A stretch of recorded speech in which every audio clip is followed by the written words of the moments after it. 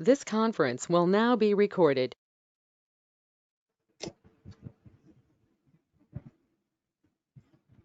Hello. Hello. Hello, am I audible to you? Yes, Hello. ma'am. Yeah. Good morning, everyone. Good Last morning, class I ma'am. have covered. Last class I have started the salivary glands. There is a parotid gland, submandibular gland, and minor salivary glands. No. So we'll continue with the topic.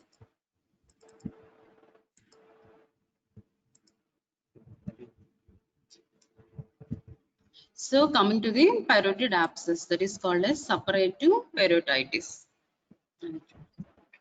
So abscess, it is a result of an acute bacterial silodinitis of the parotid gland. So it is an ascending bacterial parotitis due to reduced salivary flow or dehydration, starvation, sepsis after any major surgeries, radiotherapy. Especially radiotherapy is used for oral malignancies and for poor oral hygiene. So these are the causes where you'll land up in a parotid abscess. So parotid fascia is a densely thick and tough, and so parotid abscess does not show any fluctuation until very late stage. So actually characteristics of feature of abscess is fluctuation, but there are some conditions where we should not wait for fluctuation. So you may can anyone say what are those conditions? Other than parotid abscess, anyone? So first one is the parotid abscess where you should not wait for fluctuation. Next is the breast abscess. So immediately whenever there is a suspicious of abscess, we should go for IND. So parotid abscess, breast abscess, and ischiorectal abscess, then palmar space abscess. So these are the conditions where you should not wait for fluctuation. So causative organisms are most commonly the Staphylococcus aureus, Streptococcus viridans, and other gram-negative and the anaerobic organisms. So coming to the clinical features, so as because it is a case of abscess, in each and every case of abscess, patients present with high-grade pyrexia. So there will be a malaise, pain, and the trismus. So on clinically there will be a red, tender, warm, well localized, firm swelling seen in the parotid region. So another characteristic feature of abscess is a brawny induration. So there will be a tender lymph nodes are also can be palpable in the neck in some cases of abscess. So pus or cloud-bit saliva may be expressed from the parotid duct opening. So that is the Barton's duct opening, which opens the opposite of the second upper molar tooth. So what are the investigations? So most common investigation is the ultrasound of the parotid region to differentiate whether it is a abscess or any benign lesion or any malignant lesion. So next one is the pus collected from the duct orifice is sent for culture and sensitivity. So whenever you come across with the abscess case, so first clinically you should confirm whether it is abscess or not. So you put a simple technique. You put a needle into the swelling, then aspirate. So needle aspiration from the abscess is done to confirm the formation of the pus or the abscess clinically. So coming to the treatment. So as pus is sent for culture and sensitivity, we should not wait for the report. So antibiotics should be started covering both gram negative, gram positive, and also anaerobic coverage. So when it is severely tender and localized, then you should go for incision and drainage, which should be done under general anesthesia in this particular case. So before the incision and drainage, you should proper hydrate the patient and mouthwash using the powder and iodine or potassium permanganate solutions, and proper nutrition of the patient should be maintained. So one thing I would like to say here is, so what is the technique called as incision and drainage you will done in the parotid abscess. So the technique is called as Blair's incision. So actually, but there is an important point, because if you want to drain the parotid abscess, you should give the vertical incision over the parotid region, that is the before the tragal point. So tragus of the ear. So we should give the vertical incision, then we should open the deep fascia transversely. Why? What is the importance of this? Because after skin excision, we may encounter the branches of the facial nerve. So you should not injure the branches of the facial nerve. So in order to prevent the injury to these branches of facial nerve, we will give the transverse incision or opening of the deep fascia, and then you will introduce the sinus forceps, which is used for the drainage of the abscess cavity. So you should move into the parotid parenchyma, then you should open the sinus forceps. So likewise, you have to open up the capsule, abscess cavity. So this is a technique called as common abscess incision and drainage through a technique called as Hilton's technique. So same technique is used in this parotid abscess also. So coming to the parotid fistula. So parotid fistula arises from the parotid gland or duct or ductus. So it may open inside the mouth as the internal fistula or open outside onto the skin as the external fistula. So fistula from the duct has profuse. So clinically, how will you differentiate is fistula, because if a fistula arises from a duct, it will have a profuse discharge. So whether if fistula from the gland, it will show the only minimal discharge. So duct fistula forms after, usually fistula is a complication of surgery. So that is the after superficial periodectomy. So it is profuse and often persistent. So gland fistula, which occurs from the raw surface after superficial periodectomy, as earlier I said, no, it is mild and symptoms subsides in a month with simple anticholinergic drugs like hyoscine. So what are the causes of fistula? Parotid fistula. So after superficial periodectomy or after drainage of the parotid abscess or spontaneous rupture of parotid abscess, after biopsy, either trauma or any recurrence of a malignant tumor. So coming to the clinical features. So discharging fistula in the parotid region of the face and discharge is more during mastication. So there will be a tenderness and induration, and there will be a trismus. So how will you diagnose the condition though? So there are choice of investigation here is the xylography. So what is xylography? So xylography, it is a technique where you will inject a dye. So like lipodal dye, or otherwise called as sodium triazothiate. So these dye, but 1 ml of the dye is injected into the, whether if it all involves a parotid fistula, then you will inject in the parotid duct, or in case of a submandibular silidinitis like that, then we will inject the dye into the submandibular duct. So xylography is to find out, then later on after injecting the dye, then we will took a x-ray of the mouth, that is the open mouth technique, that is called as OPG, that is the orthopantogram.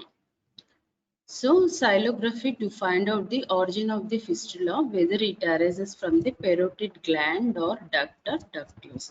So another investigation is the fistulogram, whether it is CT fistulogram, then discharge study, then MRI. So what is the treatment? So anticholinergics can be given, that is like hyoscine bromide. So or radiotherapy given or repair or reinsertion of the duct into the buccal mucosa can also be done. So if the technique called as Newman-Seabrook's operation, here the probe is passed into the parotid duct through the opening in the mouth. Another probe is passed through the fistulous tract. So the duct and fistula are dissected over the probe. So after removal of the fistulous tract, the severe duct ends are identified and these ends are trimmed. So if still the fistula persists, then we can go for auriculotemporal nerve, which supplies the secretomotor component of the parotid is cut. So if there is a stenosis at the orifice of the Stenton's duct, then we'll go for papillotomy. That is the lave opening of the papilla of the duct can be done. So if all these above methods are failed, then at last we should go for total conservative parotidectomy. So that what is conservative? So what we are conserving in this procedure is we are conserving the facial nerve along with the branches. So we are removing the total parotid gland, preserving the facial nerve. So coming to the one of the important condition of the parotid gland swelling is the Sjogren's syndrome. So it is an autoimmune disease causing the progressive destruction of the not only the parotid, all the salivary, that is major and minor, lacrimal, and leading to keratoconjunctivitis sicca, that is the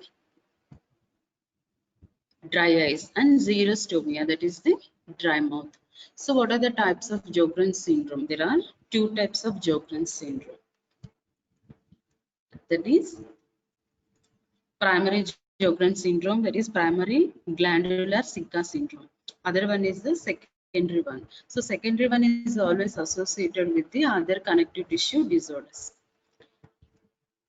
So primary Sjogren's syndrome will present as a severe dry mouth, severe dry eyes, and widespread dysfunction of the exocrine gland, all exocrine glands. So secondary Sjogren's syndrome. So these also present with dry mouth and dry eyes, but what is the important one is it is associated with other connective tissue disorders like primary biliary cirrhosis. So the percentage is nearly 100%. Then one is a systemic lupus erythematosus, that is 30%, and rheumatoid arthritis is approximately 15%. So it is common in middle-aged females are more prone for connective tissue disorders. So who present with dry eyes, dry mouth, enlarged parotids, and enlarged lacrimal glands. So often they are tender. So there may be superadded infection of the mouth. So most common fungal and Candida albicans is the most common fungal infection in case of Sjogren's. So what are the investigations? So as I said, that is a connective tissue disorder. So autoantibody estimation like rheumatoid factor, anti-nuclear factor, or salivary duct antibodies. Another one is xylography. Another one is estimation of the salivary flow. So is there any decrease in the salivary flow or not? So slit lamp test for eyes to diagnose the condition keratoconjunctivitis. Then shimmer test to detect the lack of lacrimal secretion. So another one is the FNAC of the parotids and lacrimal glands to differentiate the Sjogren's condition with other benign conditions of the parotid. So one of the important radioisotope scan here is a technetium-99 pertechnetate scan also we can done for to know the function of the gland.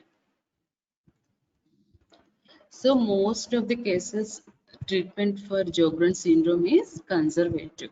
So conservative and also symptomatic.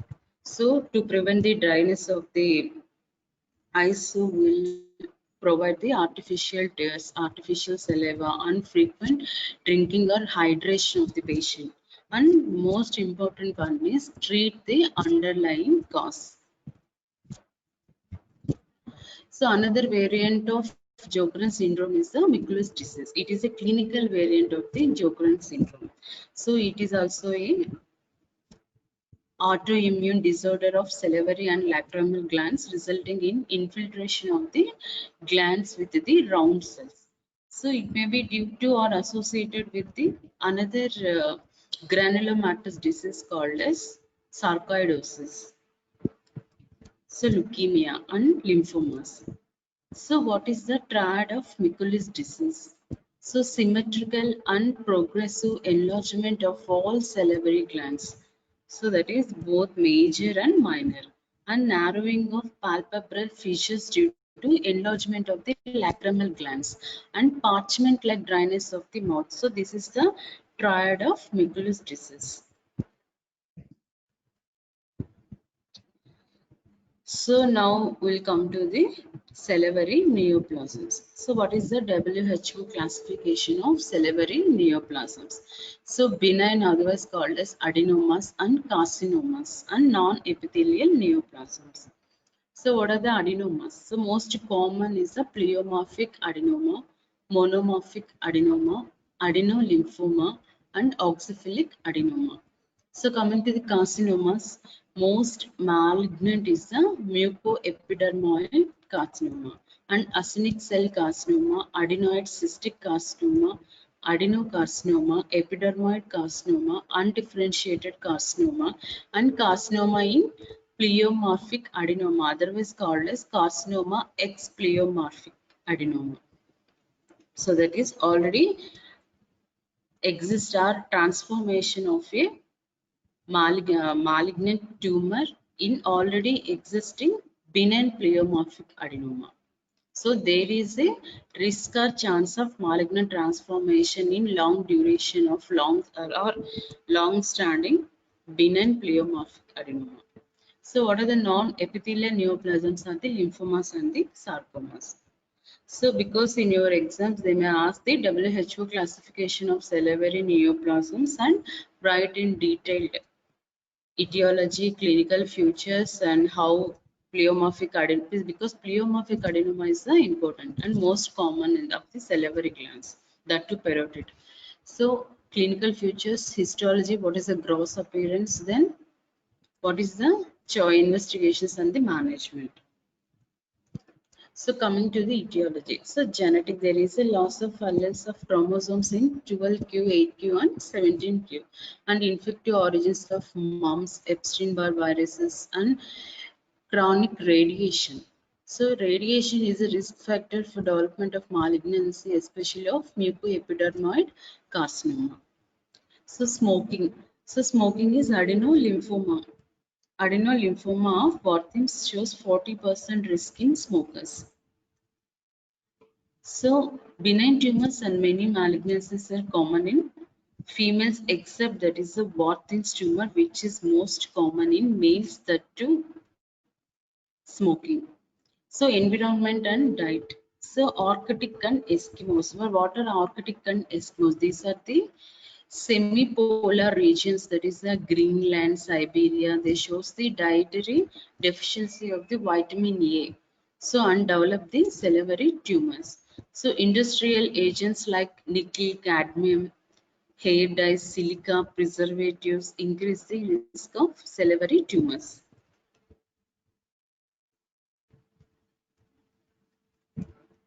So coming to the pleomorphic adenoma, that is the mixed salivary tumor. So commonest of the salivary gland tumor in adult, it is 80% common in parotid, 10% in submandibular gland. So more common in parotid and 0.5% in sublingual salivary gland. So it is a mixed, that is pleomorphic. So it is mesenchymal in origin, myoepithelial and duct reserve cell origin. So grossly it contains the both cartilage, cystic spaces and solid tissues. So microscopically it is biphasic in nature with both epithelial and the stromal components. So benign tumors will never show the necrosis. So necrosis is a characteristic feature of malignancy. So coming to the clinical features. So swelling in the parotid region, pain, ulceration, dysphagia. So this ulceration, dysphagia, all these are the features of the malignancy, and if deep lobe is involved. So raised ear lobule. So this is the most important characteristic feature of the parotid swelling.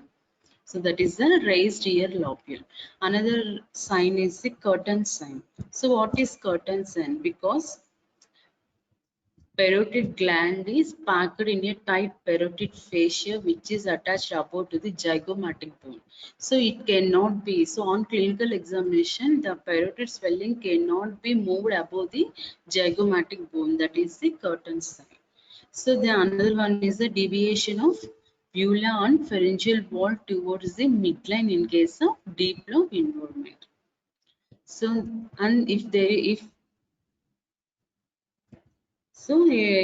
is any malignant transformation in a case of benign pleomorphic adenoma, then there will be a involvement of the facial nerve, masseter muscle, skin, lymph node, and bone involvement. So what are the complications? The most important complication of the pleomorphic adenoma or malignancy is the adenoma is the recurrence. That is, what is the percentage? 5 to 50%. And another one is the malignant transformation of malignant transformation. That is 3 to 5% in early tumors and 10% in long duration. That is more than 15 years.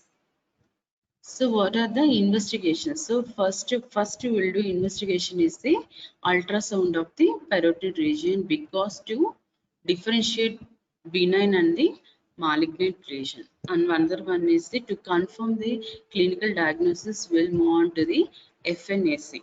So if at all you have doubt whether there is any involvement of the deep lobe or any facial nerve involvement or base of the skull involvement, then we can move on to the CT scan to know the deep lobe, any local extension or spread. So ultimate last one is the MRI.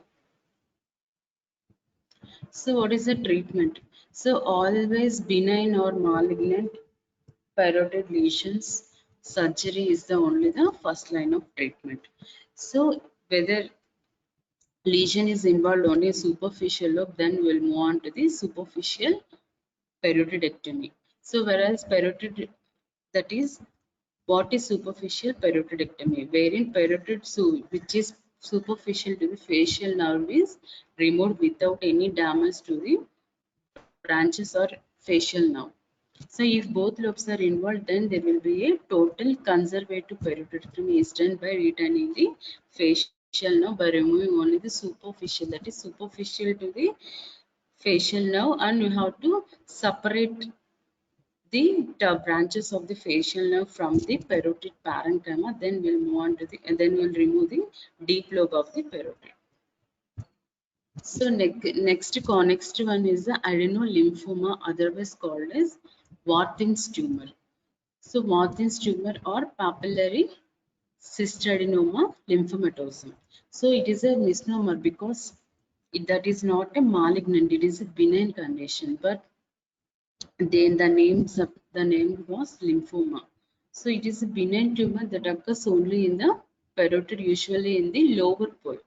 So it is said to be due to trapping of jugular lymph sacs in parotid during developmental period.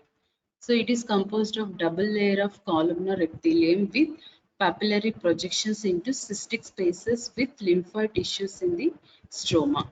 So it usually involves only the superficial lobe of parotid gland. It may also be a multi-center. So smoking 40% or 8 times more risk than the non-smokers, and radiation is also one of the risk factors for the development of adenolymphoma. Because all other salivary gland tumors are more common in females except this adenolymphoma. So it presents as a slow growing, smooth, soft, cystic fluctuant swelling in the lower pole, often bilateral and is non-tender. So it is common in males, that is 4:1. It is common in smokers, common in old people, that is age above 60 years. So instance is 10% common in whites. It is second most benign tumor and it is often bilateral in 10% of cases. So 10% cases bilateral and 10% incidence.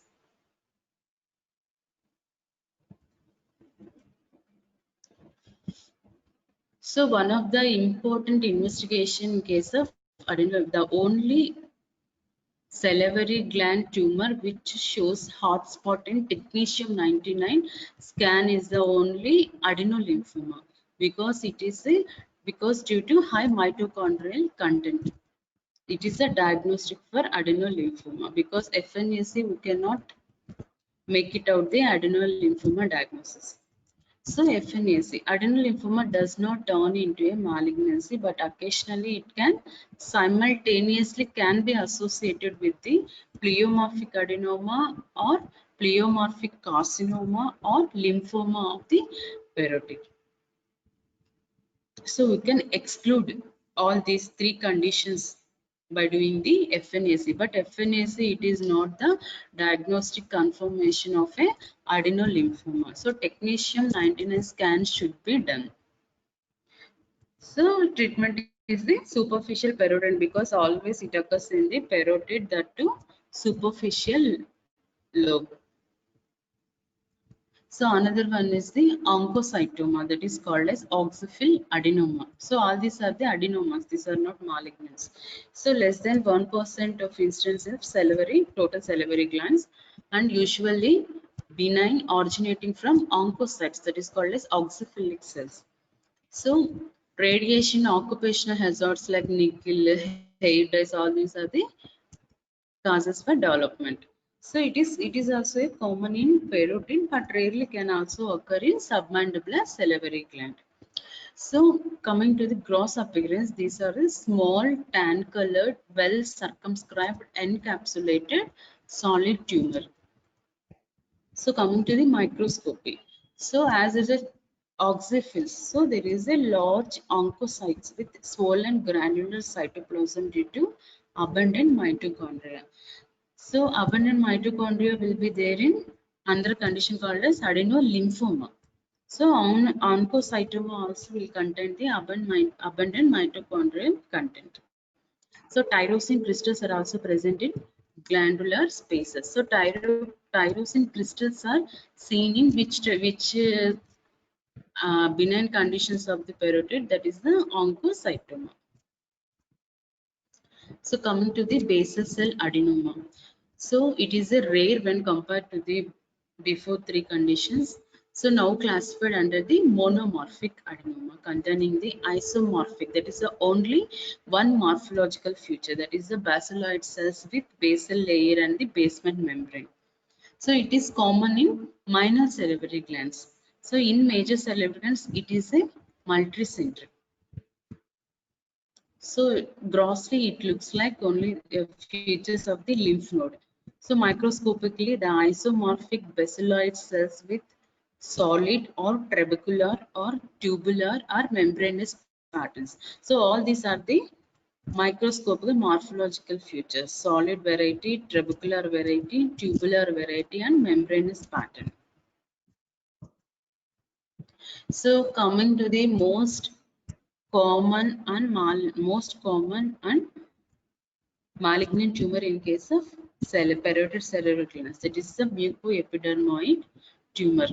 So it occurs both in major as well as the minor salivary glands, but parotid is the commonest site.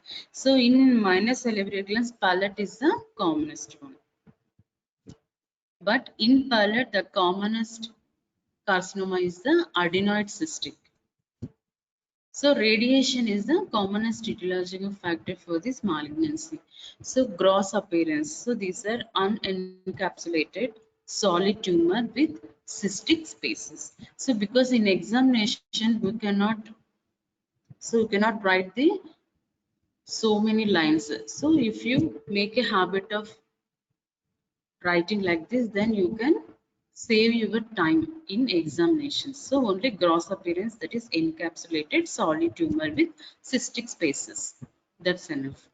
And microscopic, there is a biphasic. So previous basal cell adenoma is a monophasic. So this is biphasic with mucin secreting, which is positive for PAS. What is PAS? Para-amino salicylic acid, and negative for diastase. So that is for low grade, and epidermoid with high grade and clear cell with intermediate grade. So these malignant lesions are graded depending upon the differentiation, that is low grade, intermediate grade and high grade. So low grade. So low grade means only mucus cells are mainly seen with the mucus cells. So there is a chance of spreads to the regional lymph nodes. So coming to the intermediate type, that is with intermediate differentiation, that is a clear cell variety. And high grade, that is a epidermoid cells mainly spreads to the regional nodes, and also they have high propensity for the distant metastasis. So coming to the features.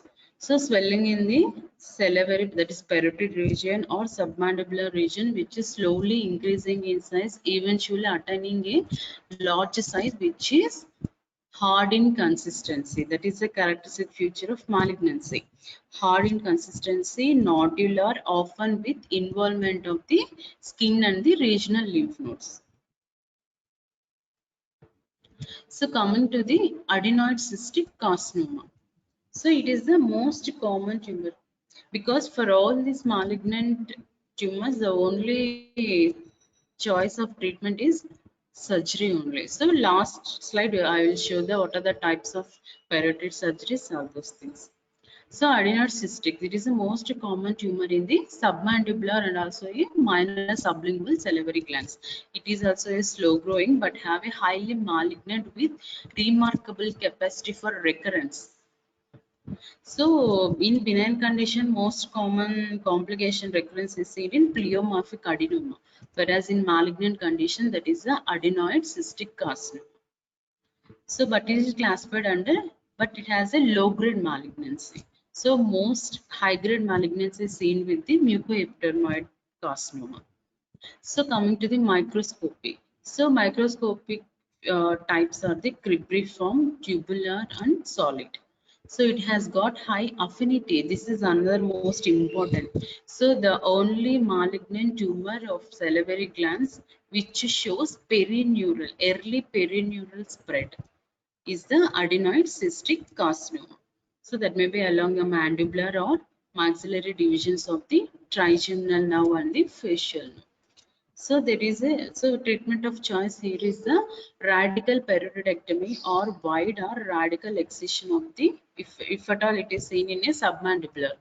So radical excision or wide excision of submandibular and sublingual glands along with the neck nodal dissection and postoperative radiotherapy is the treatment of choice. So coming to the acinic cell tumor. So it is a rare slow growing tumor that occurs almost always in the parotid and is composed of cells like serous acini. These are not the mucous acini. So it is more common in women. It occurs in adult and elderly. So it is only incidence is only 3%. So we in 3%, 90% of cases occurs in only in parotid. So microscopically, it can be microcystic, papillary, follicular, and medullary. So it can involve the facial nerve and neck lymph nodes involvement. Clinically, it is a variable consistency with the soft and the grossly. It will have the soft and cystic areas. That is solid and cystic areas. So coming to the malignant mixed tumor. So it is 10% of salivary malignancy in instance with epithelial and as well as mesenchymal elements. So it carries the worst prognosis. So what are the types? So first one is the carcinoma ex pleomorphic adenoma, that is occurrence of malignancy in already existed pleomorphic benign adenoma. So radical parotidectomy is the only choice of treatment. So primary, it is the most aggressive salivary malignancy. So primary malignant mixed tumor, it shows components of both carcinoma and as well as sarcoma. So metastasizing mixed tumor. So it contains the structures typical of benign mixed tumor, both at original and as well it will have a distant metastasis. So adenocarcinoma of salivary glands. So it is only 3% of parotid, but 10% occurs in submandibular and minor salivary glands. So it is equal in both sexes. It is common in children. That is the characteristic feature of adenocarcinoma. So it commonly occurs in children. So it can be tubular, papillary, and undifferentiated. And there will be 20% involvement of the facial nerve clinically. So there is undifferentiated type is not only in this, any other malignant cases, undifferentiated will have the aggressive and the worst prognosis. So coming to the squamous cell carcinoma, again squamous cell carcinoma is, so adenos squamous cell carcinoma is more common in parotid. So though it is a rare condition in case of salivary glands. So it occurs in 6th or 7th decade. It is aggressive non-encapsulated tumor arising from the ductal system. So it grows rapidly, causing the pain, facial palsy, and skin fixity and ulceration. All these are the signs of malignancy. So it spreads commonly to the neck nodes and carries the poor prognosis. So here also we'll do the radical parotidectomy followed by the radiotherapy. So all this. So coming to the some conditions in submandibular salivary glands. So submandibular salivary glands, same benign. They are commonly pleomorphic adenomas. These are the smooth, firm, or hard. These are bidigitally palpable without involving the any adjacent muscles or hypoglossal nerve or the mandibular bone or mandible bone. So diagnosis is by the FNAC or orthopantomogram and CT scan. So excision of the both superficial and deep lobes of the gland is done. So how can you say? So how can you say that is the superficial and deep lobes of the gland? So what is the landmark which divides the submandibular gland into superficial and deep lobes? Anyone? Hello?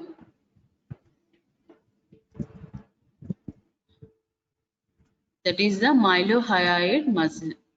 So that is the mylohyoid which divides the submandibular gland into superficial and the deep lobe.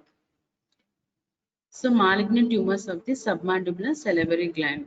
So they are hard, nodular, often get fixed to the muscle, skin, hypoglossal nerve and the mandible. So that is the difference between benign and the malignant. So diagnosis is by same FNAC of the primary tumor and also involved regional lymph nodes. So if you're not confirm or having any doubt with extension of the base of the skull, all those things, then we can go for CT scan. So what is the treatment? So wide excision with removal of the, if at all there is an involvement of muscle, nerve and all those things, we can also remove the adjacent muscles, soft tissues and also mandible. So if lymph nodes are involved, then we'll go for block dissection of the neck. That is a classical neck dissection. So coming to the staging. So what is the TNM staging of malignant salivary glands? So TNM staging. So TX is tumor cannot be assessed, and T0 there is no evidence of primary tumor. So T1 is the tumor that is less than 2 centimeters without any extra parenchymal spread. T2 is the 2 to 4 without extra parenchymal extension. So T3 is tumor more than 4 centimeters or with extra parenchymal spread, but there is no involvement of the facial nerve. Whereas T4AB, T4A is tumor of any size which is spread to the facial nerve, skin, mandible, and auditory canal. Whereas 4B is spread to the base of the skull, pterygoid plates, and they encase the external carotid artery. So N is for lymph node status. So NX cannot be assessed. N0 is the regional nodes. This is not involved. N1 is single ipsilateral node less than 3 centimeter, whereas N2 is ipsilate more within between the more than 3, less than 6 centimeters. So N2A is single ipsilateral node 3 to 6 centimeter, whereas 2B is multiple ipsilateral nodes less than 6 centimeters.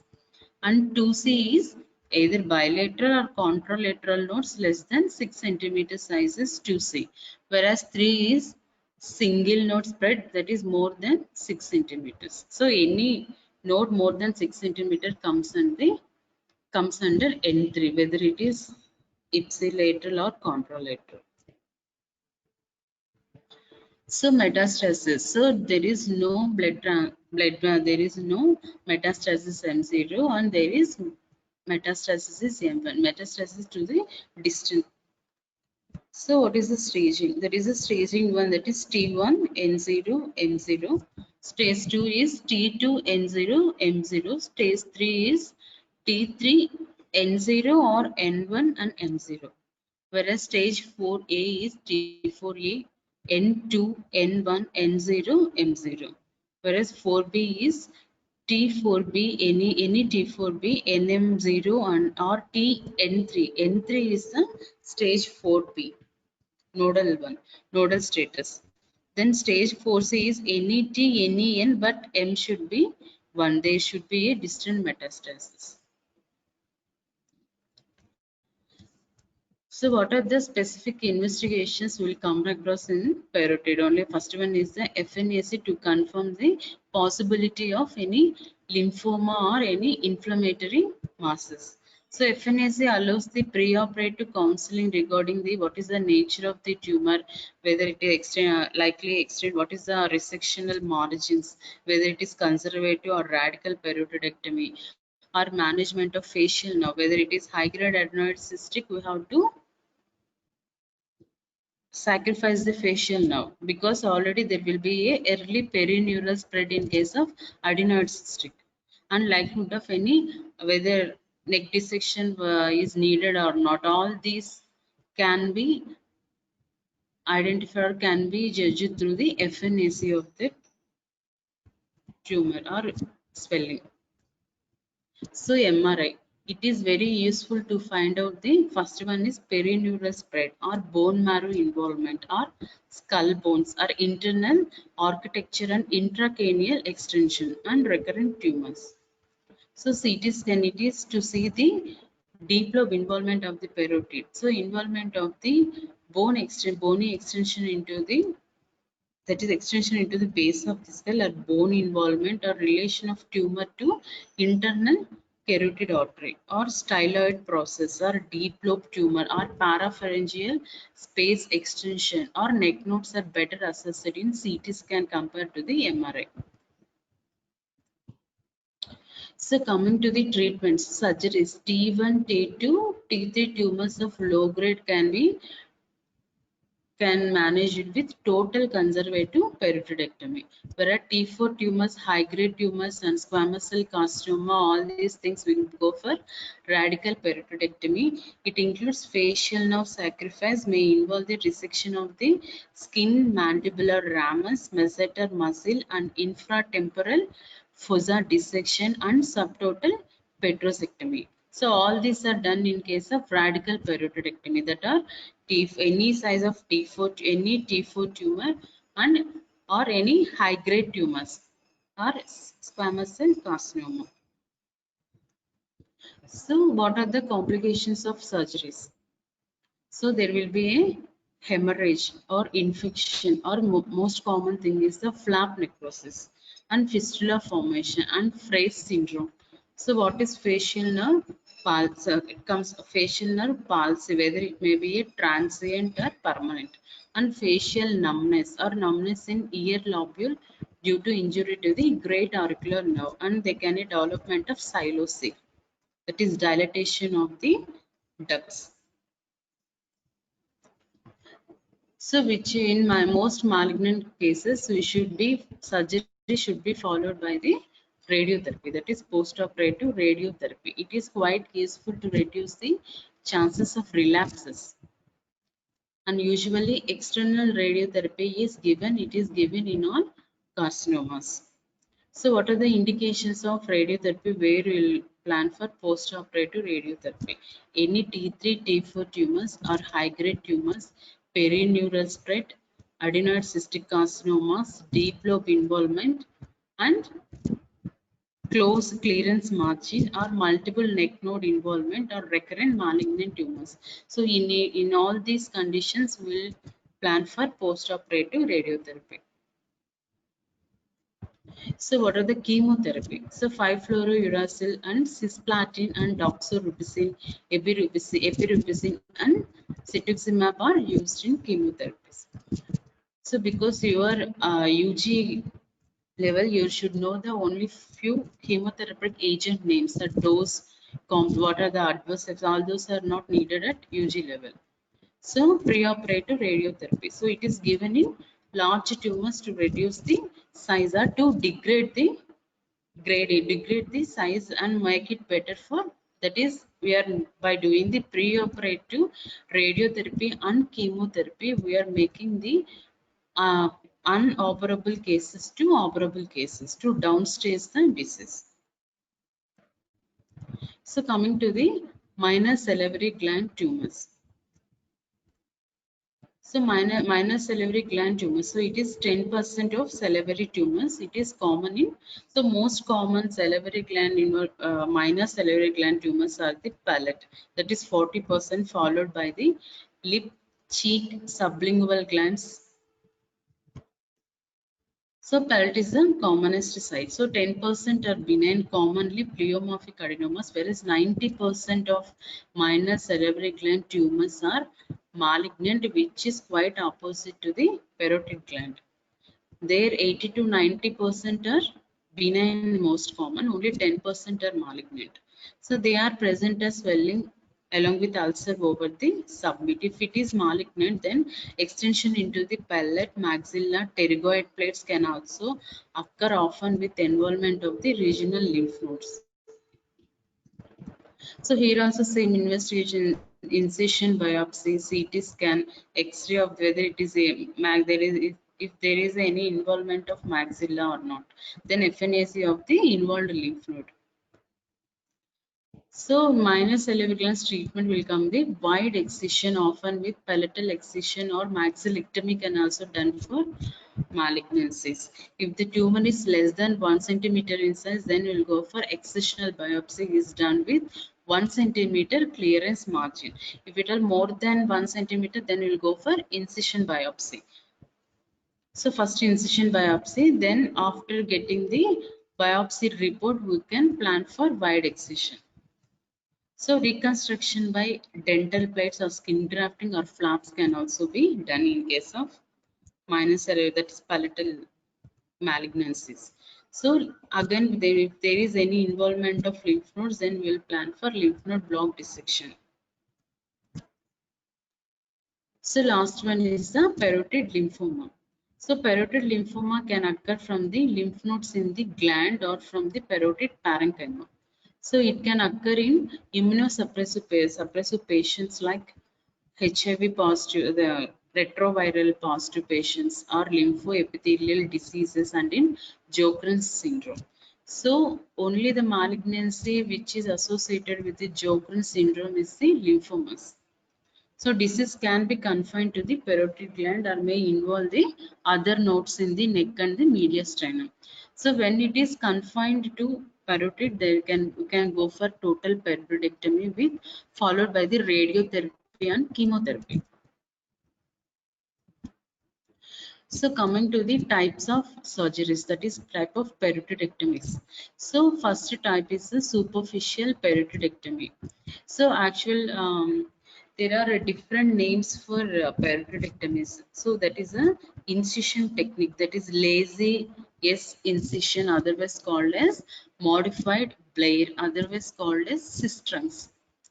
So what is a superficial parotidectomy? It is a removal of superficial lobe of the parotid, that is superficial to the facial nerve, done in case of benign diseases of the superficial lobe of the parotid. So total conservative parotidectomy, it is done in benign diseases of parotid involving either only deep lobe or both superficial and deep lobes. Here both lobes are removed with preservation of the facial nerve.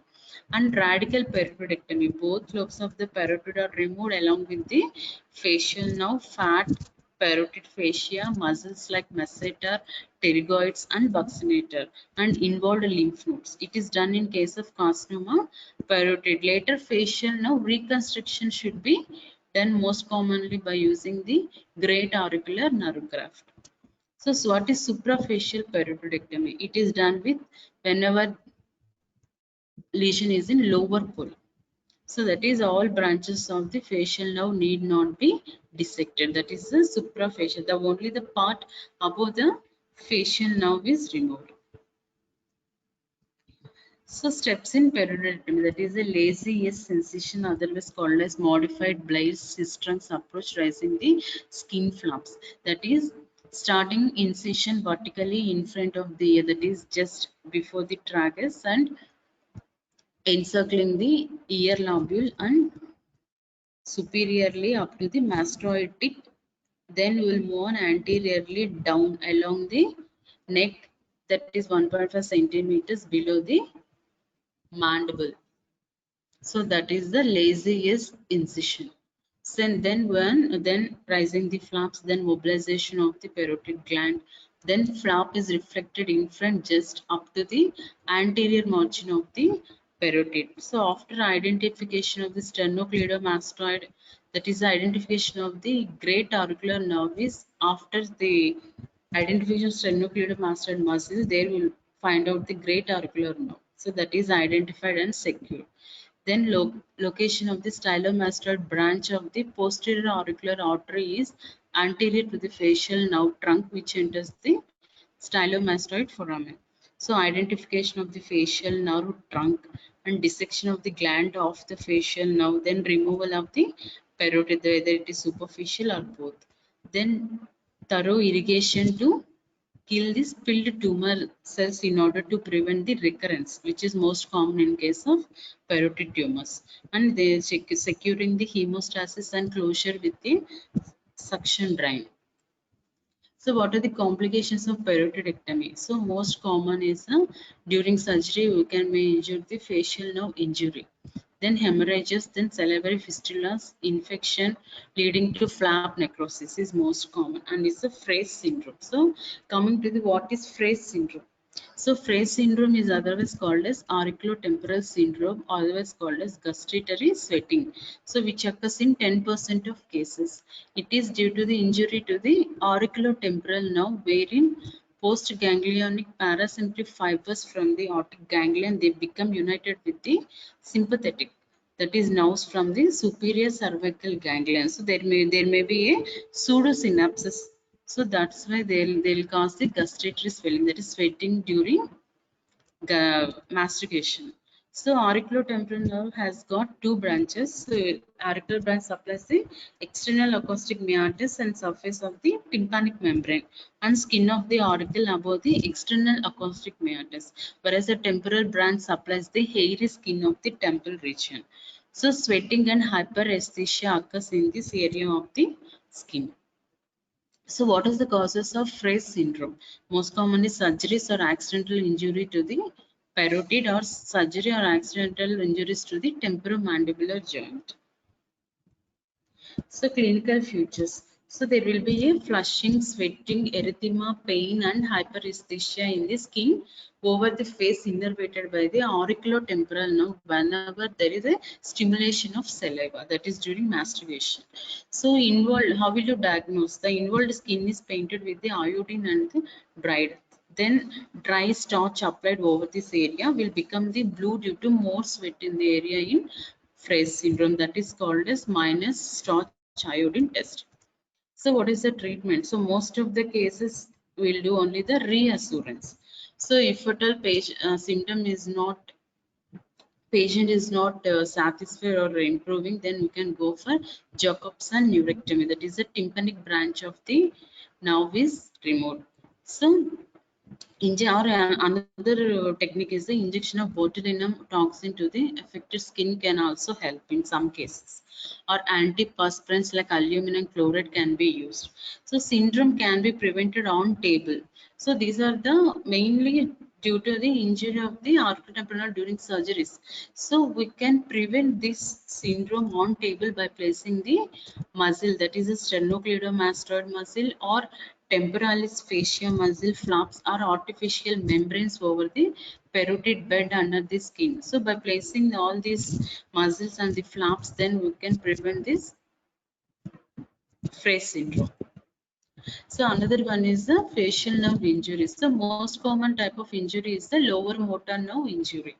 So what are the causes? So trauma or surgery like parotidectomy or drainage of parotid abscess. So compression of facial nerve which may lead to Bell's palsy. So there may be a temporary or transient facial nerve also after parotidectomy which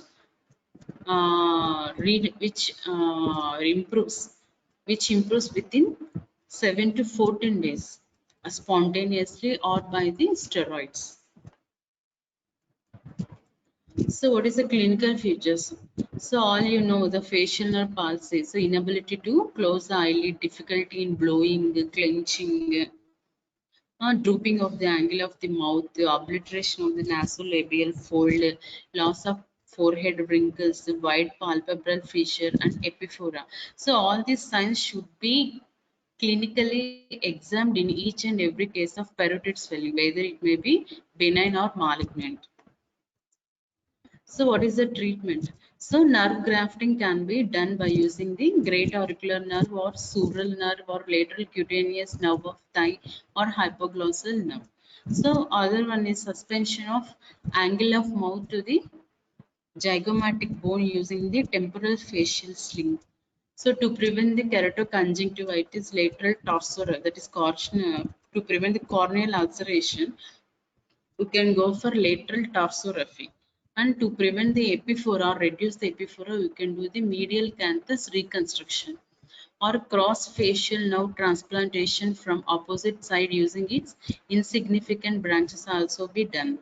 So dynamic neurovascular muscle graft can be done or upper lid gold weights to prevent the cornea.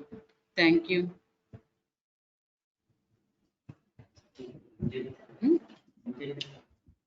There ends the topic. So next topic will be peripheral arterial disorders. Thank you.